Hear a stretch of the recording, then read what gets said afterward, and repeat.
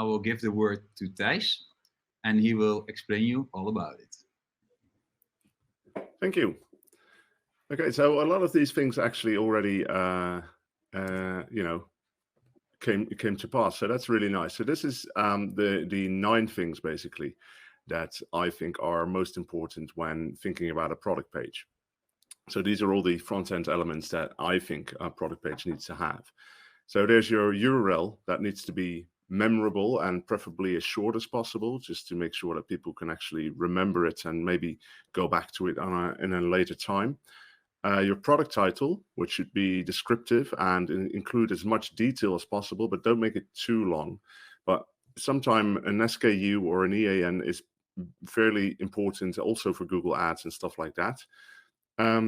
Your images should give a really clear idea of what your product is, what it looks like, and preferably also how people can use it. So, make sure to optimize your images, and make sure to optimize your images size as well. So not the image size, but literally the file size, because speed is really important as well for product pages and e-commerce sites. You need to have reviews about your product, which I saw in the Mentimeter as well. And I'll give you some tips on how you can use reviews and which sort of reviews you should show. Cross-selling, which basically means showing off other products that people can buy along with the product that they're looking at, because that's just a great way to increase order value. Stock. And that's why I liked availability, because this is important. Obviously, this is important for physical products. If you're selling software or you're a SaaS product, then probably stock is not an issue for you. But if you're selling physical products that you actually keep in stock, you should show the stock on the product page as well. And I'll give you some more info on that as well later on. A call to action or a buy button, obviously. Which should really stand out from the rest of the page to make sure that people know that that is actually the main action they should be taking on your page. Delivery options, again, this is only if you deliver products and if it's actually physical products. And you can also use this to your advantage, the delivery options. So make sure that you keep watching this workshop, because I'll give you some tips as well on that. And obviously product descriptions, so the small descriptions, larger descriptions, which you should try and make as unique as possible, and be creative with them. And I'll give you some tips on that as well. SEO is the route to sustainable online success and growth.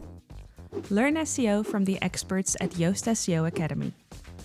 Our practical online courses help you on your SEO journey. The courses are packed with actionable tips for beginners and experts, fun quizzes, and much more. Start learning and ranking today. But before we actually go into, how do we build up a product page, are there any SEO specific things you should think about as well when optimizing a product page? And, of course, there are. So the first 3 things you need to really think about is your SEO title, your slug, and your meta description. In Yoast SEO, you have a really easy way to set your SEO title, which is the title that people will see in the Google search results.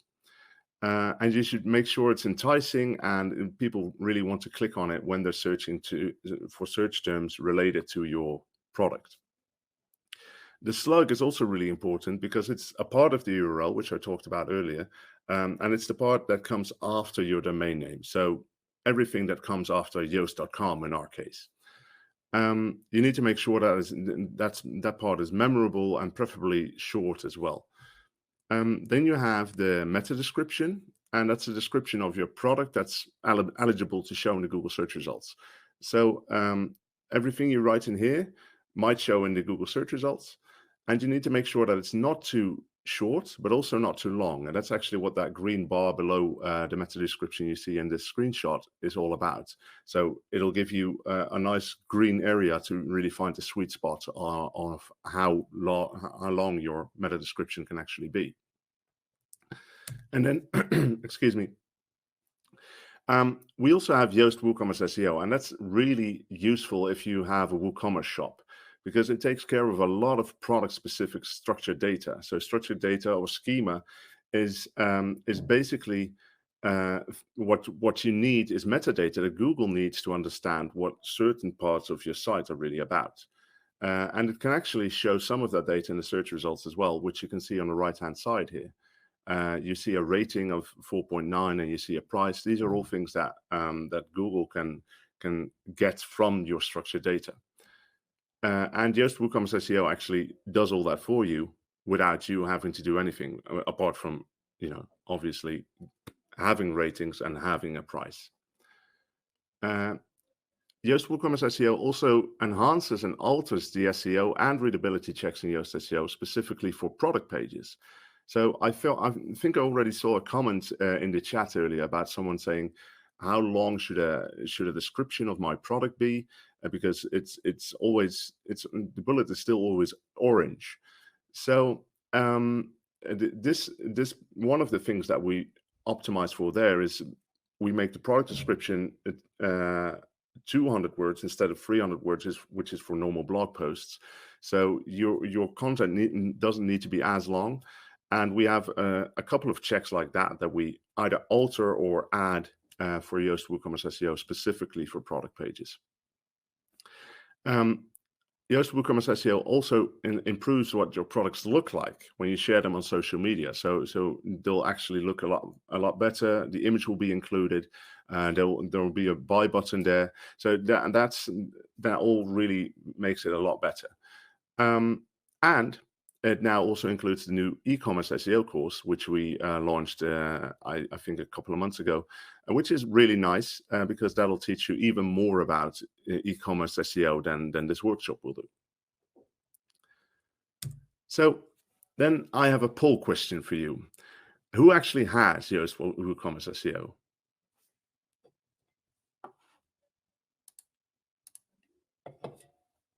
And you can actually see this in the bottom. You can click polls and you can actually vote there. Yeah, just put it live. So if you look at the bottom of your screen, you can indeed fill in the poll.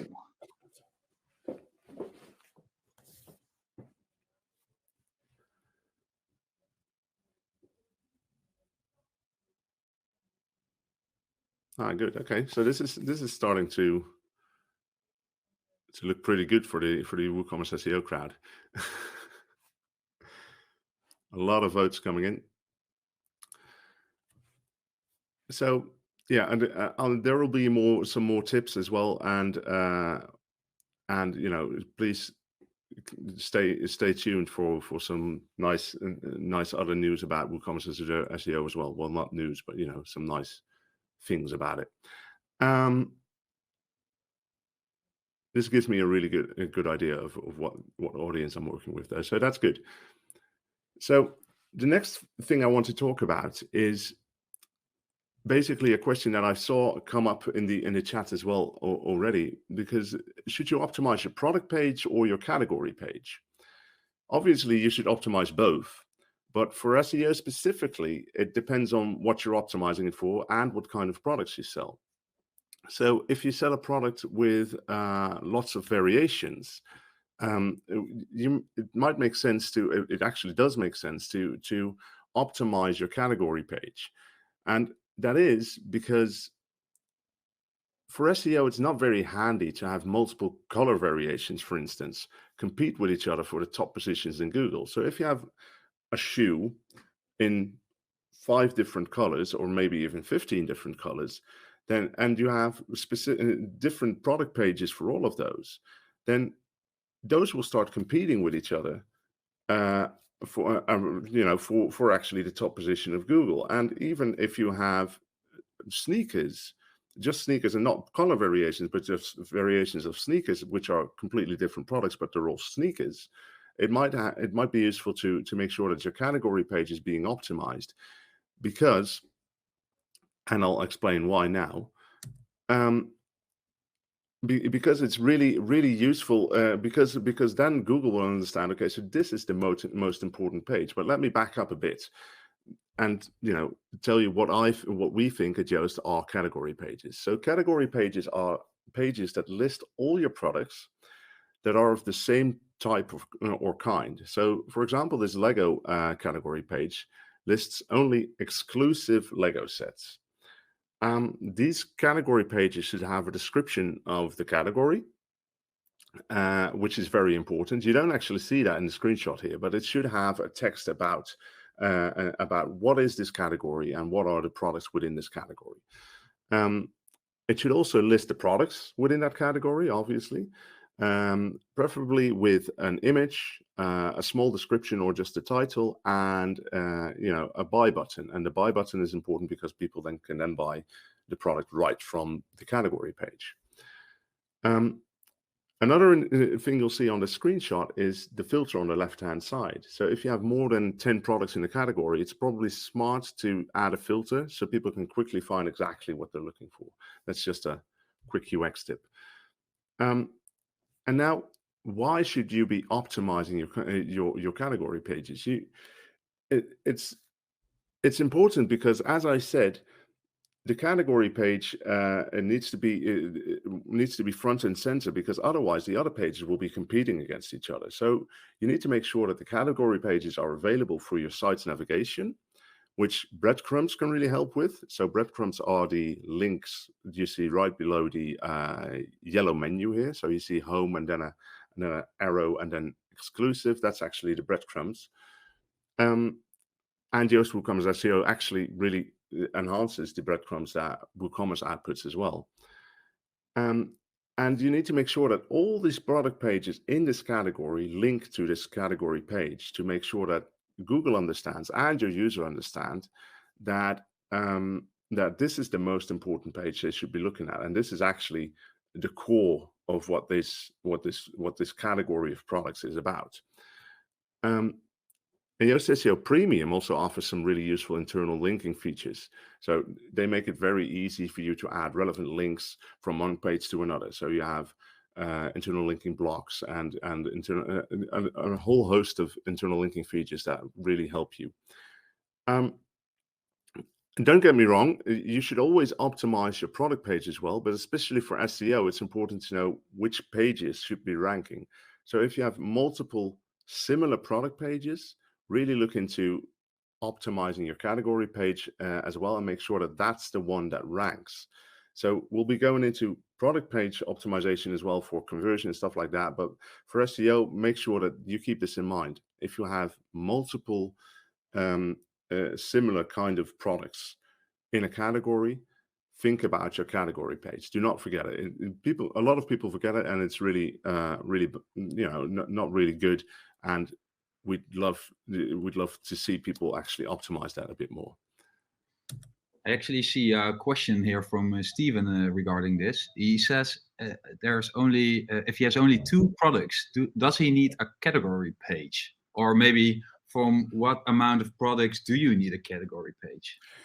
So if you only have 2 products, I would not recommend a category page, because that's just not enough to have a category page. I think from about 6 or 7 products, you could have a category page. But if you only have 6 or 7 products, then this is still not very useful. So this really goes for the larger sites that have basically, well, tens or maybe hundreds of products on there that you really need to group together. So it's really about can people actually understand your website structure and navigate it well enough? Because if people can, then Google can. And that's really what this is all about. You need to make sure that you can understand how a website works. So if you have 7 products, don't add a category page. But when you do have, like, let's say, hundreds of products, you should probably add like 7 to 9 categories for that. So that's a general rule I'd go by. And of course you can go a bit lower or go a bit higher, but that's a general rule that we keep at Yoast, to keep it within that range. So because that's something that people can still understand. Okay, cool. Thanks for the answer. I just saw this question, wants to pop in. Yeah, no, very good. I love that you're doing that. So let's get into your product page's content. So your product page's content is obviously very important, if not the most important part of your product page. And you need to make sure that your product page has unique content. So don't use generic text from manufacturers. And you need to make sure that your content is user focused. So let me get into that a bit more. First of all, you should tell people what value your product has for them. You don't need to give them a list of features. Well, you should also give them a list of features, but you should first give them solutions. So what problems does your product solve? How can your product help the customer? And when you're in this mode of explaining the value of your product, you should give them examples of what that might look like. This can be done in any way, shape, or form. So you could have a video of someone using your product, or you could have an image, like on this slide, actually, that gives more information about the use cases in which a customer could be using your product. So one of the ways you could actually look at this is from storytelling. So stories are a great way to convince people to buy a product. So using stories will automatically shift the focus of your copy away from your product to the problem and your audience. And that's a good thing because it'll make your sales copy much more engaging. So an easy way to incorporate storytelling into your product pages is by using testimonials or user reviews if they're written out. Because who better to describe your product than what it can actually mean to a customer than your actual customers. So you might even have some of those user reviews or testimonials lying around, or you could ask customers why they love using your product, and add those stories to your product page, because this will relate a lot more to your audience and potential customers than just a list of features. And like I said, the list of features should definitely also be on your product page. But having these kinds of things on your product page and explaining users how they should be using your product and how they could be using your product and how that would help them in their everyday life is really beneficial and means a lot more to them than saying these shoes are red and they have a medium-sized sole. I don't know. I'm just making stuff up now. So be sure to use storytelling in your product pages and do it. I like to do it the easy way and have actual customers do the storytelling for you. And when you're talking about making your copy more engaging and making sure that it's people actually want to read it, you should definitely check out Yoast SEO Premium as well, because you don't want to be repeating your product name every time in your product page, for instance, because that quickly becomes very boring to read. So with Yoast SEO Premium, you can actually add synonyms and related key phrases, which help you to be a lot more varied in what words you use, and will make your text a lot easier to read. And next to that, there's also the readability analysis, which helps with actually how readable is your text, how understandable is your text. Can people actually understand what I'm saying on this page? And that's really important because they need to understand what you're saying there in order for them to want to buy something. So that could actually also help with your conversion rates. And then obviously, a lot of you mentioned this as well in the Mentimeter thing, is next to textual content, you need product images. So you need visual content. These are extremely important for a number of reasons. So first, they make clear what your product looks like, so what people are buying. They can also make clear how the product should be used. And this can actually make it clear within a single image, and they wouldn't even need to read that testimonial. They still might want to read a testimonial, but it just makes a lot more clear in just a single image. And obviously, in the year of the pandemic, the surge in online shopping has really made people aware of, okay, I actually want to see what I'm buying before I'm buying it. So some tips to get you on the right track for product images. If possible, do not use stock photos. Make the images as unique as possible and make sure they set the right mood for your product page. So you can't set a mood with with stock photos, and they're definitely not unique. And people will notice that because stock photos always have this off feel, right? So next to that, your product images should be high quality. People should be able to zoom in and not get a pixelated images. And if you're selling physical products, that zoom function should actually be a feature on your product page. Your product should be shown from different angles, and that's primarily for physical products, but also if you're selling software, for instance, you could definitely show different screens of the software you're selling, for instance, instead of just the logo or whatever.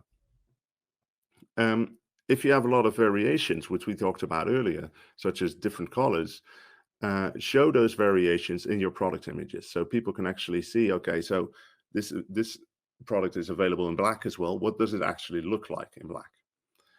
And I mentioned this earlier, but I want to reiterate, is to make sure your product images are optimized in their file size, and consider how you want those images to load, because images are usually a big factor of why product pages or websites in general are slow, and speed is really important. So make sure you do everything you can to optimize them. I'll give a few tips on that as well later on. Now, this is where I think the fun things start, because there are quite a few things that I like to call psychological triggers. So these are basically things you can do on your website that will really trigger a person to buy, or really trigger a person to take any sort of action on your website. So the first one is social proof and trust. Social proof is basically user reviews or testimonials. And so other people proving that your product is actually worth looking at. If other people have found your product to be positive or to be very nice to work with, it's easier to believe that you, as a browser, as a user on this site, might like it as well. So showing user reviews on your product page will really help users in their search for the right product. And then video testimonials work even better. The more natural and real testimonials feel, the better they work. So try and make them as natural as possible. They create a sense of trust in your product without the user having ever used it before themselves. So how do you get reviews? Well, the most common and simple way is a way you've probably all encountered yourselves as well, is asking for a review after a certain amount of time after people have bought your product. So you'll get an email saying, okay, what do you think about this product? And that's probably the easiest way to actually get some of those reviews. And then lastly, I want to just highlight security seals, as we like to call them. So there's one really important one to have, which is the SSL badge. And it's especially important because Google Chrome will actually label your site as not secure if it doesn't have an SSL certificate. And that's really not something you want on your e-commerce site, because people will probably not spend money on a site that anything labels not secure. So be sure to get your site an SSL. Then there's scarcity. So scarcity is when you're nearly running out of a product. So this is really where your stock or your availability comes in, right? Because people don't want to miss out on buying a certain product. So you should really show your availability and show your stock, as you can see in these images as well. So only 2 left in stock is a really good way for people to think, okay, I really need to get this now, because otherwise I might have to wait for a couple of days or a couple of weeks. I do need to note, though, that scarcity should always be real.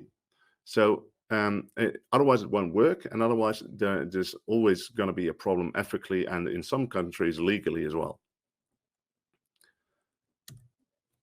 And then there's urgency. which is kind of related to scarcity, but not necessarily. So creating urgency means giving people the feeling they should buy it now or miss out. So this helps pushing people over the edge of deciding to buy a product. That's harder for software products, obviously, but when you have a sale such as Black Friday, you can definitely add a timer, for instance, to make people feel the urgency. So add a timer that says this sale will go on until then, or X hours left in this sale. And then for physical products that you want to ship, and this is where the shipping and delivery option comes into play, you can use urgency in shipping. So buy within the next X hours to get it tomorrow. And these are all things that help people, and just take that step, because they're like, okay, so I really want this tomorrow. I don't want to miss out. And this fear of missing out is what's pushing them over the border, let's say. Then you have pricing. The pricing of your product is obviously very important. It depends on what kind of product you have. It depends on the cost that it takes to make the product. Too expensive might scare people off, but too cheap might scare people off as well. So try discussing this with people you don't know that well, what they think your product would be worth, and then discuss it with people you know fairly well, and what they think it's worth. And the truth is probably somewhere in the middle, because people that know you well will always want to buy or spend more on your product than people that don't know you well. And the truth will probably be somewhere in the middle. So here's some things to think about when thinking about pricing. A lot of times you will find prices ending with a 9. That's because it seems people perceive prices like these to be a lot less expensive than actually just a cent or $1 less. However, for luxury goods, that cheap psychology of that price might actually backfire, because as one of the unique buying reasons for luxury goods, for luxury products, is quality, and people are willing to pay for quality. So a unique and luxury good product that costs $399 might look inferior actually to a similar product that's priced at $400. So that's just something to keep in mind, that it's not always as easy as just going along with the flow. It needs to be tailored to your to the experience you want to give and to your product. And if you have multiple prices, this is especially useful for SaaS businesses, for instance, who have different pricing tiers. Never show the cheapest price first, because all the prices after that will feel really, really expensive. So mix those up. Maybe you start with the most expensive option, but usually it's a good way. It's a good idea to not start with the cheapest price. However, the most important thing to think about is what I just mentioned in the beginning, right? So what do you think your product is worth? What do others think about that? And also, what does your product need to cost for you to actually make money? So only when you have found the ground rules for your pricing can you start to think about, optimizing some smaller things, like should it end with a 9 or not? And then, because this is also about Black Friday, and Black Friday is really coming up, I wanted to talk to you about discounts. Discounts are actually a way to trigger urgency as well. So there are a few things you can think about when talking about discounts. So first is, do you want to give a percentage discount or a fixed discount?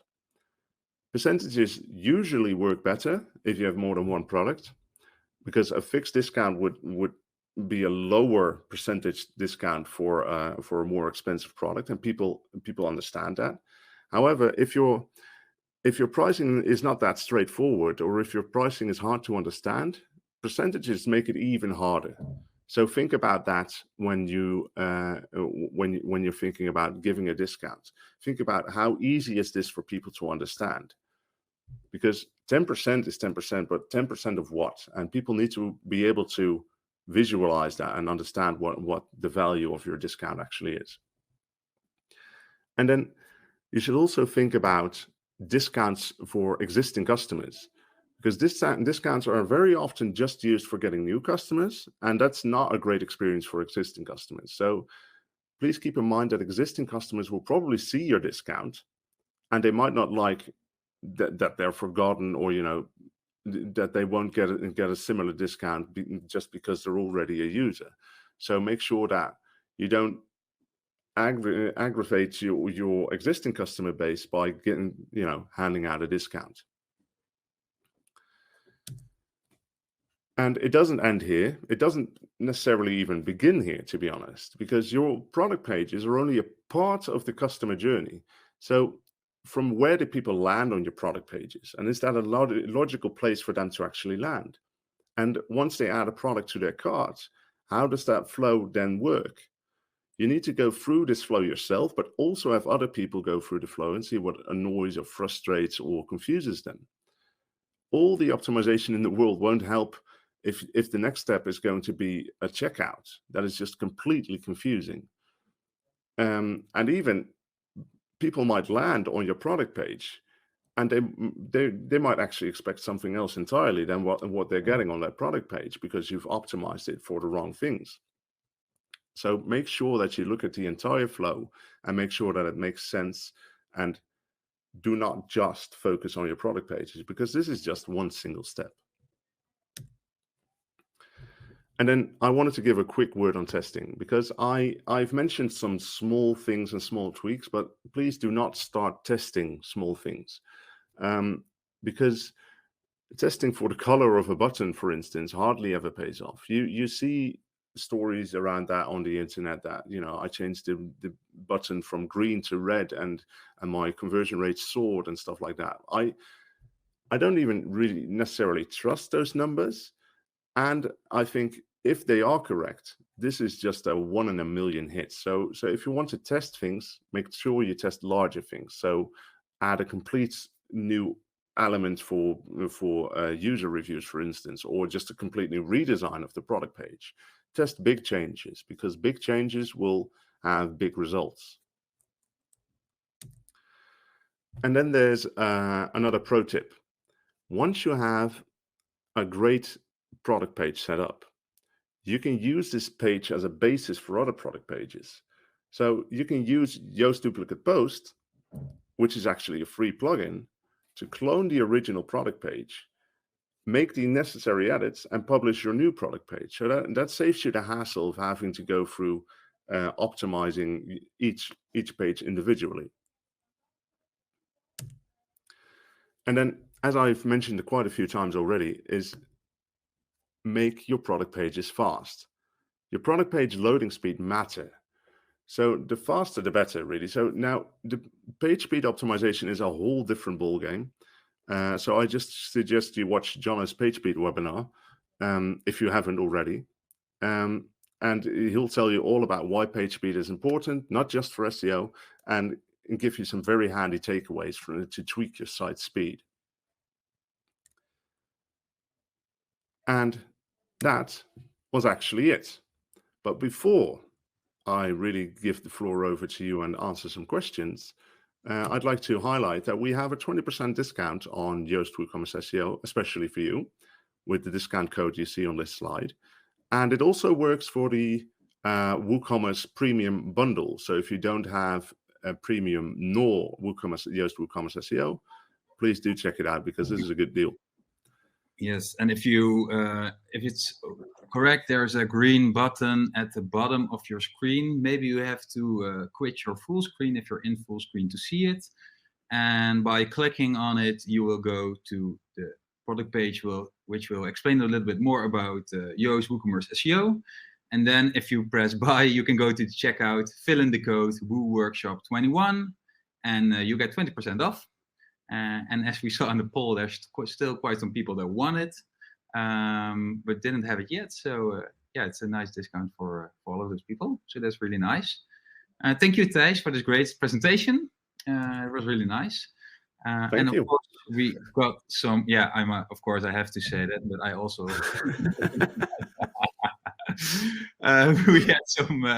we have some time for questions as well, because I saw a lot of questions coming in. Also, upvote your question now, because we will start with the question that get upvoted the most. So if you go to the Ask a Question section at the bottom of your screen as well, just upvote your question or ask your questions, and we will try to answer them. Yeah, shall I stop sharing my screen? Yes, that maybe that is a bit more friendly. Yeah, there we go. Also seeing a quick question from Andy. The discount code is valid for 7 days, so until next week. Cool. Let's start with the first question. It's getting upvotes as we speak. So 20 upvotes. My products belong to more than one category. Is that good or bad for SEO? Also, what is the sweet amount of words for the short description? Maybe that's actually 2 questions. Let's start with the first one. I was going to say, I'll start with the first one. So the products belong to more than one category. Why do they belong to more than one category? It's not necessarily bad. I mean, it's not necessarily bad for SEO, but it might be confusing for people, to be honest. I mean, that's just I'm thinking that they don't generally need to be part of more than one category. So I think in Yoast SEO we also have a primary category option, actually, and I think that's the way you should be thinking about it. So if they are in multiple categories, what's actually the most important category that they fall in? So if you have a category shoes and a category red items, and you have red shoes, then obviously it would fall within the shoes category, which would be the most important one. So try and make it understandable for people actually browsing your site, because you don't want people to encounter the same product time and time again. So I'd opt for choosing the most important category and put products in there. Okay.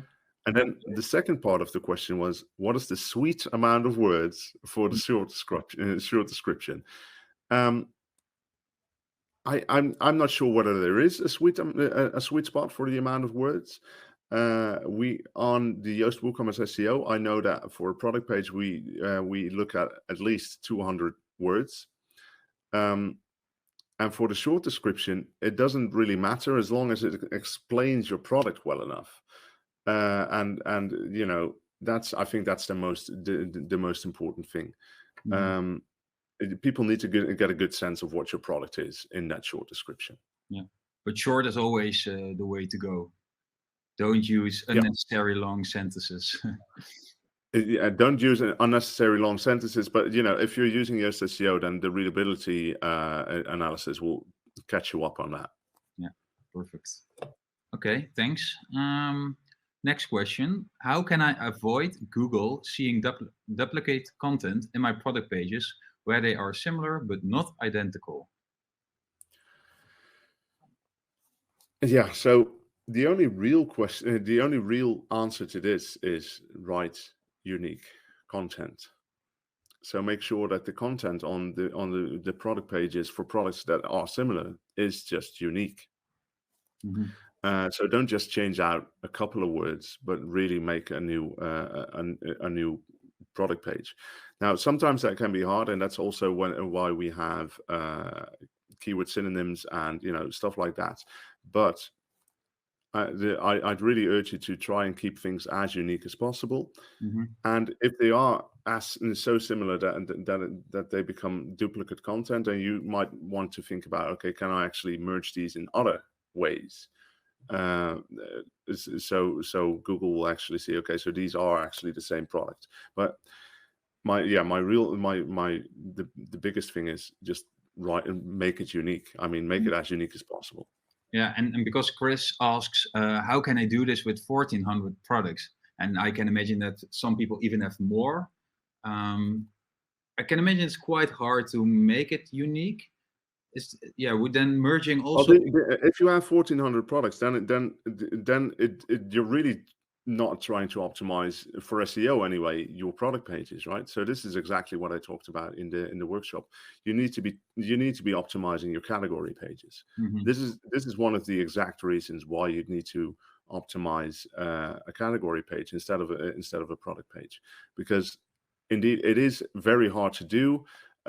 Small variations, and then 1,400 products. I mean, I can go into technical discussions about whether it's useful to have those as actually 1,400 different product pages, but the real gist of it is, you have categories. Probably use them and make sure you optimize those, because those small variations don't really matter for the SEO part. So make sure that you have your category page top notch. Yeah. Okay, that makes sense. Thanks. Next question, also about the description. What should the length of the description be on a category page? So not a product page, but a category page. I think we're saying at least 300 words there, but again, don't try to think of it as how long should this be. Just think about, what should I be writing about this category that would interest people? How can I best describe this category? So don't write towards a certain amount of words.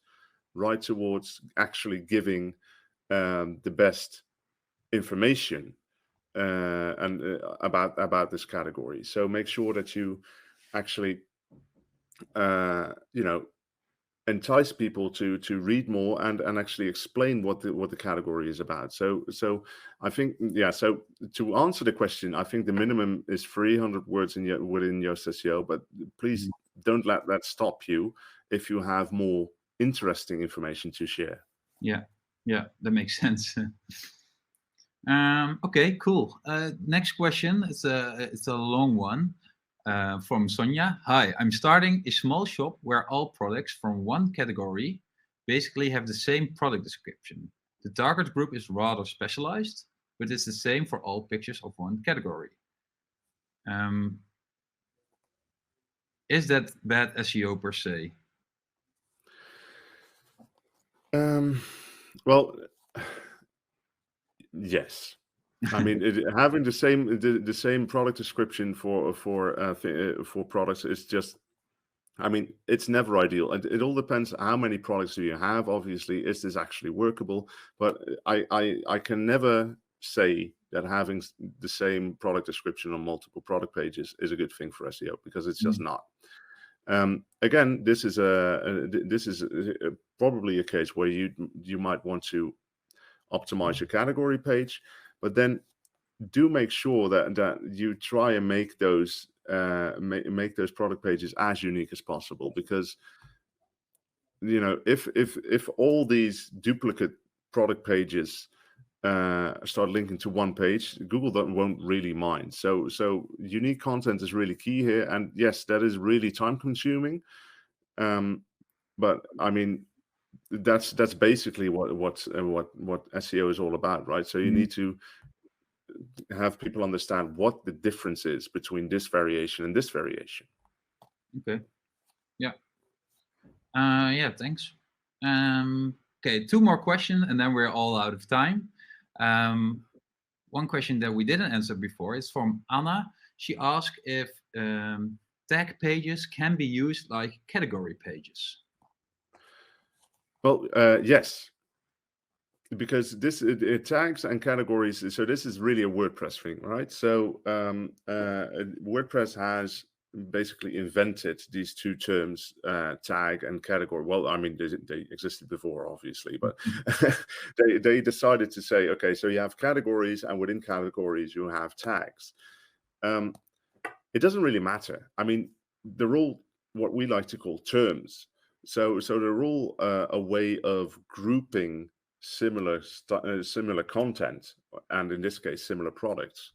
So yes, the tag pages can be used like category pages. In fact, I think I think we do ourselves as well. So yeah. Okay, cool, thanks. I hope that answers your questions, Anna. And then the last questions. I've always struggled with understanding how to use reviews effectively. I have a small store and only a handful of reviews. Is that enough to make a difference on SEO?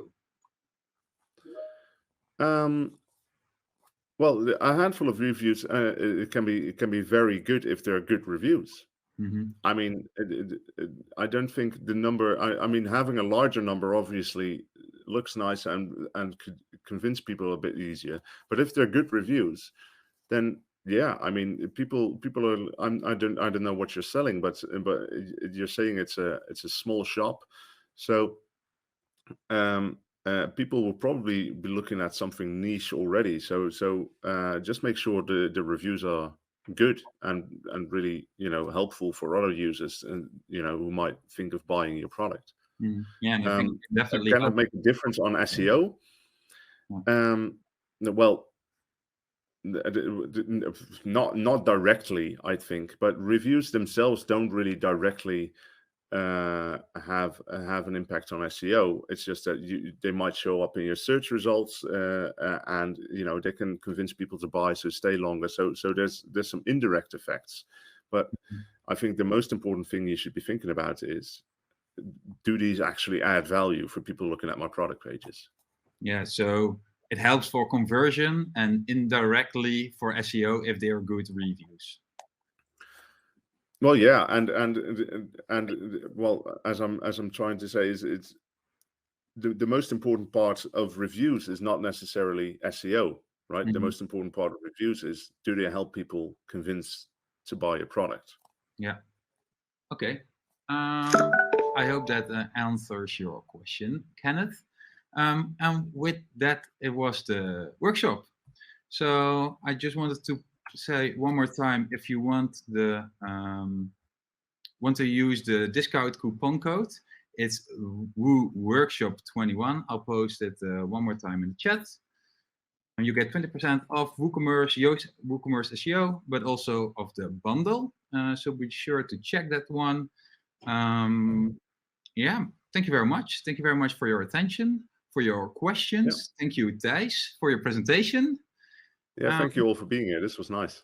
Yeah, tomorrow we will also add the replay of this workshop on the register page. So if you want to rewatch it or rewatch some specific parts, you can always do that as well.